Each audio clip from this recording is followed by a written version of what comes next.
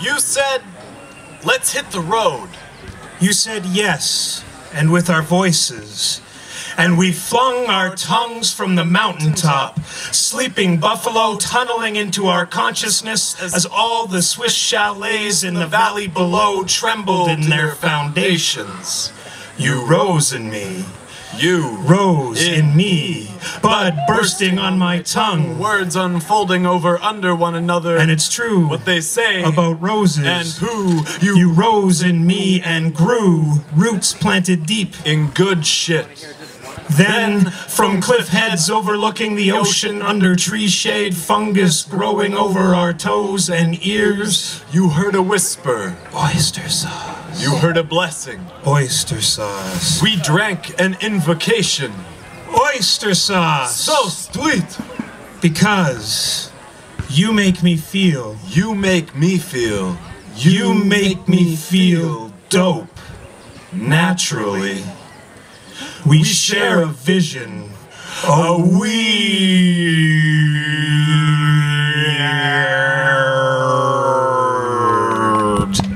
vision. We share a room, a spare room, without furniture, without beds. All that matters we hold between us four walls, a ceiling, a door, a complex simplicity wreathed in smoke. Nothing's as it seems. We share nightmares and live the dream, but before, I used to feel so uninspired. I used to feel so all alone. Then we set to rediscover the past, present, and future and found them sparse. With little decoration. Where there is no rest. Only sleep and jackhammer serenade.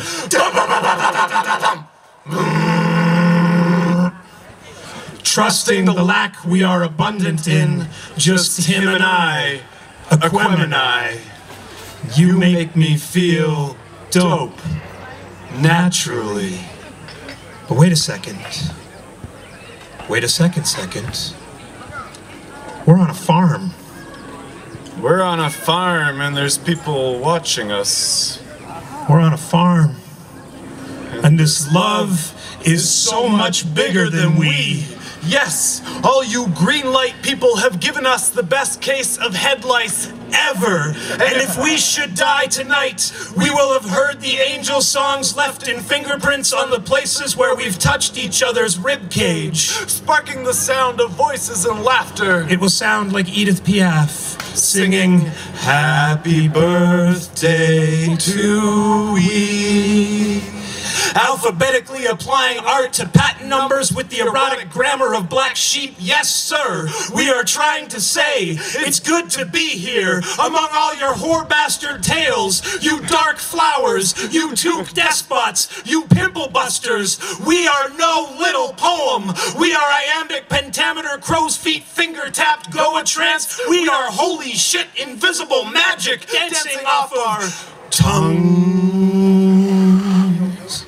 And you make us feel. You make us feel. You make us two dope boys in a Cadillac. Hello, Campbell Bay Music Festival. Welcome to Saturday evening. It is lovely to see you all enjoying the sunshine in this field. Holy Haagen-Dazs. I'm loving this. Thank you all very, very, very much for being here. We are two dope boys in a Cadillac. This here is Johnny McCrae, and I am Shayna Vecchi-Grek. It is a pleasure and an honor for us to be opening the stage this evening. We hail from BC's fabled Cadillac Mountains, and due to some international incidents, we are no longer... our home is no longer available to us, but this definitely feels very much like home, so it's really good to be here. And Johnny's going to take you a moment here to introduce you to our folk music tradition, which is water bowling. I am in the Cadillac Mountains. Water bowling was basically the only music we had. I am the last of a line of water bowlers. It was a form of music handed down from uncle to nephew. My uncle Robert was the water bowler before me, and for a while he was the only one of us to have left the Cadillac Mountains and journeyed elsewhere. He returned briefly before disappearing again. I haven't seen him since, but during his journeys I've learned some of these stories from a teacher of mine, the Grateful Yeti, who taught me that Robert had actually played, I suppose you would say, in the folk music world with a legendary folk performer, a giant of Canadian music, someone who it is an overwhelming honor for me to introduce to you right now and to join him in the way in which my Uncle Robert would have 30 or 40 years ago. So I would like you to please welcome Crofton Harmac to the stage here at Campbell Bay.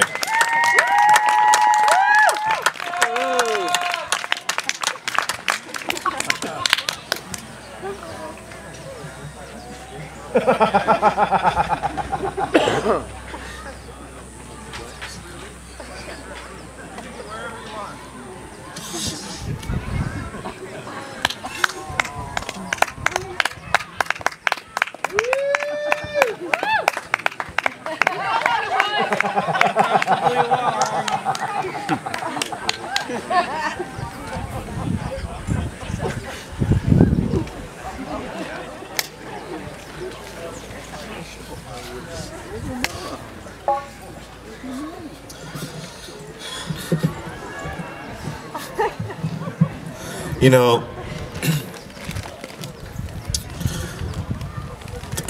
the one thing that makes this kind of event so special is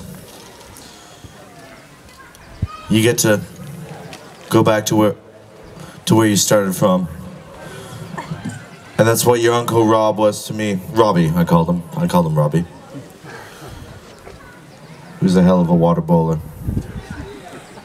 I'm sure you are too, man.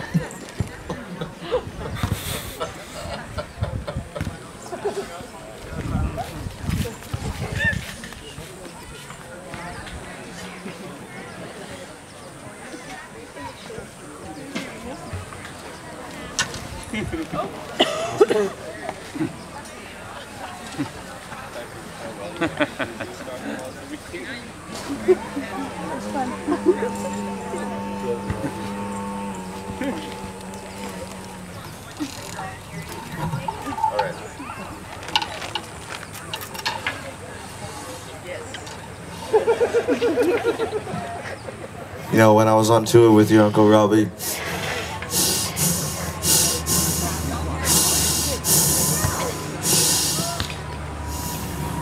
we used to sing this song.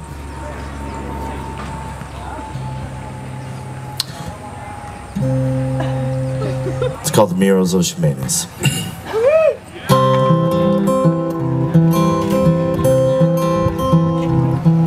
We were shooting ball down at Dog's Bar when we heard an unfamiliar.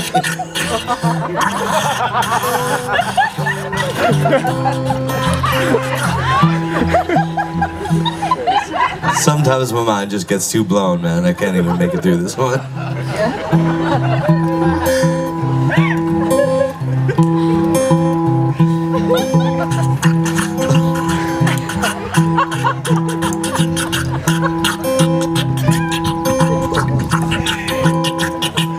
We were shooting ball down at Doug's Bar when we heard an unfamiliar car and the footfalls of approaching strangers.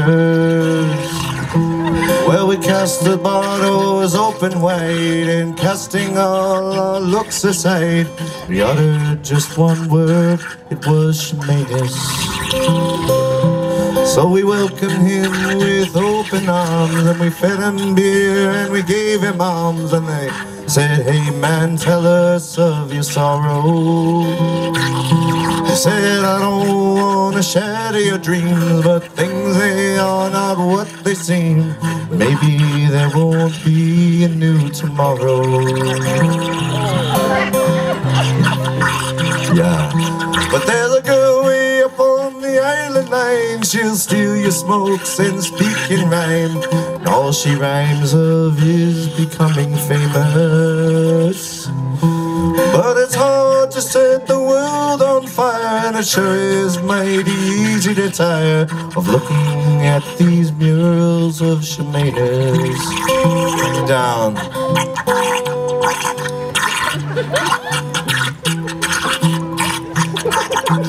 This just melts my heart. So I offered her a chance to ride and see the world while at my side, free her from the ropes and chains that bound her. She said, I don't know about fancy clothes, and I don't know where this highway goes, but I always thought I had the soul of a rounder. So I took her to see the goats of Coons. We surfed Long Beach while high on shrooms, tasting life and gazing at Uranus. She said I had a dandy of a time, and I know what would suit me fine. That's to be back with my murals of Shemainers. Make your uncle proud, buddy.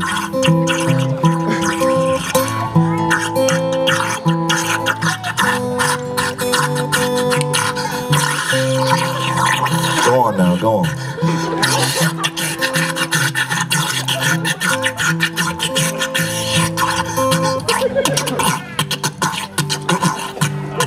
That's Johnny, everybody.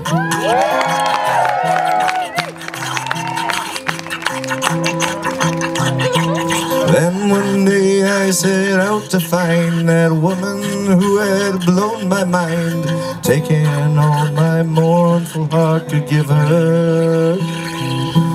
Well, I let my sorrow lead the way to the Timmies over in Mill Bay. Then I walked along Shemainus River. Well, as I walked in, so I had a couple beer with my buddy Seamus. I turned and she was standing there with flowing locks of golden hair, immortal in the murals of Shemainus.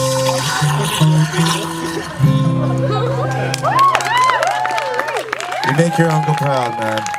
It just blows my mind. Far out, man. Far I don't out. think my Uncle Robert would believe it if he could see us today. It was truly an honor. Thank you. Please, can we hear it one more time for Crofton Harmac and Lisa? Just to stand in this man's presence, he listens to the universe in ways that I never Could comprehend. He's listening. He's just listening to the universe right now. We'd like to invite our friend Peter Mynett up to the stage to join us.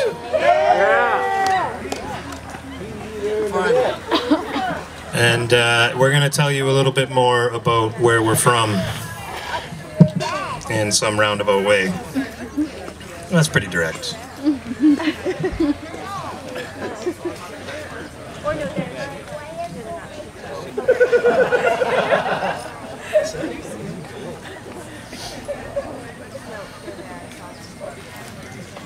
I used to be more in touch with the sky.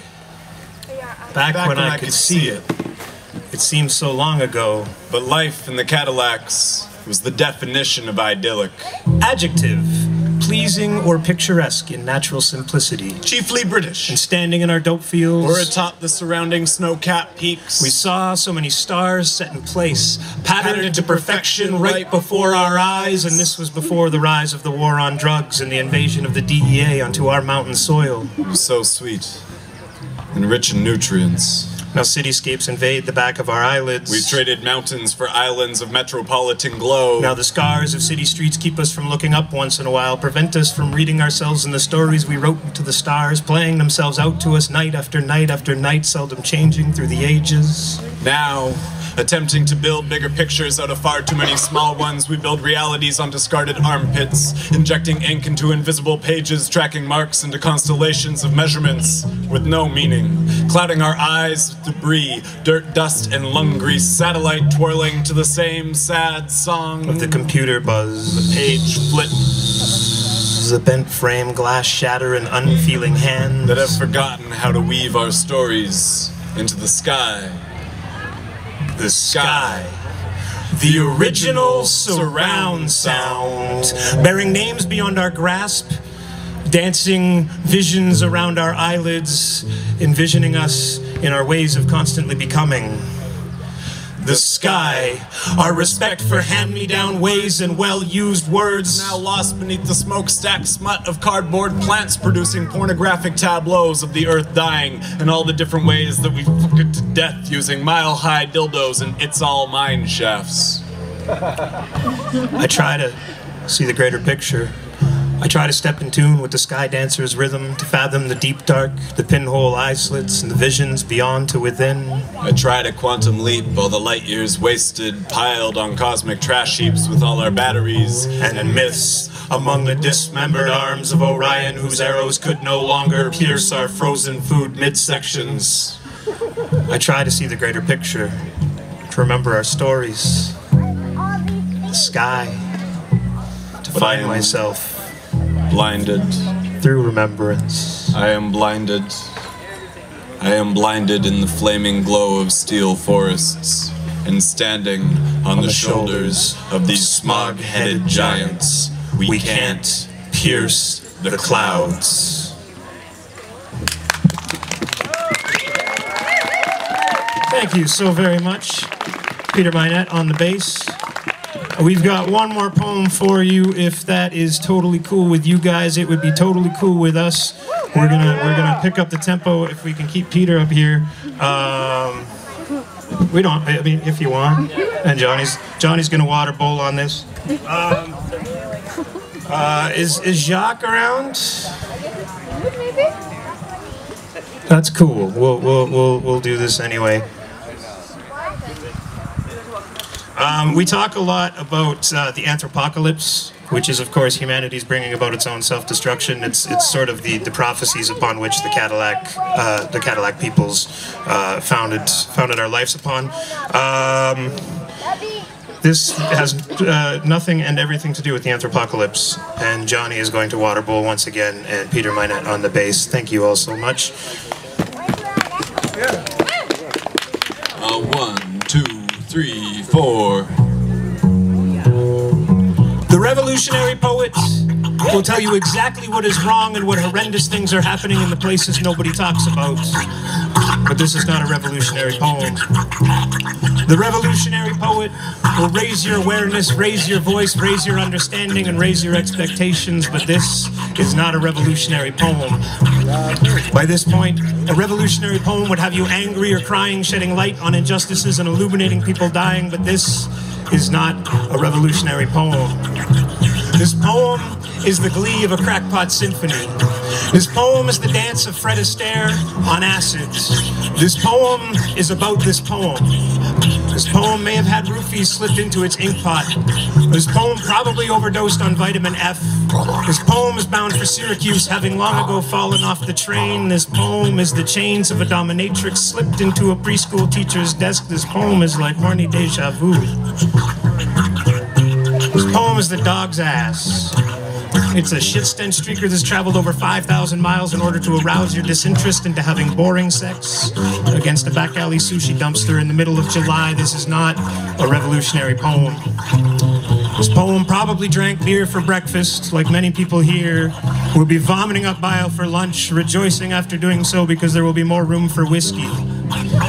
This poem is a drug-sniffing dog, high on cocaine and amphetamines, not entirely sure whether it wants to maul you or hump you to death. This is not a revolutionary poem, nor does it revolve, evolve, or evoke any change. This poem is the same thing, said differently, in a slightly deeper voice.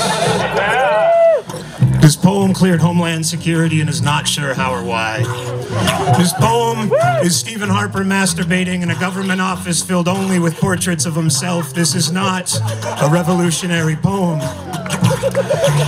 The revolutionary poet would probably call this poem horseshit. Because this poem's fucking horseshit. The revolutionary poet would not be entirely wrong, but this is not a revolutionary poem. This is a call out to call out in your craziest of voices. Dance! like you've never seen your mother naked. Taste the forbidden flavor of the urinal puck. Gesticulate wildly while you masticate. Kiss somebody just for sitting next to you and let them try to take a swing. This poem would love to see more of you being more of you. This poem loves to hear your voices and wants to see you naked. This poem thinks you are beautiful, even when the world is not. And this poem would definitely like to see some change in the world. But this is not a revolutionary poem.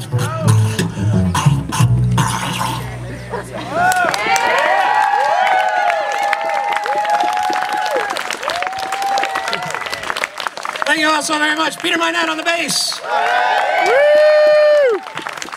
Johnny McRae on the water bowl. On the awesome. And Crofton Harmac on whatever he's on.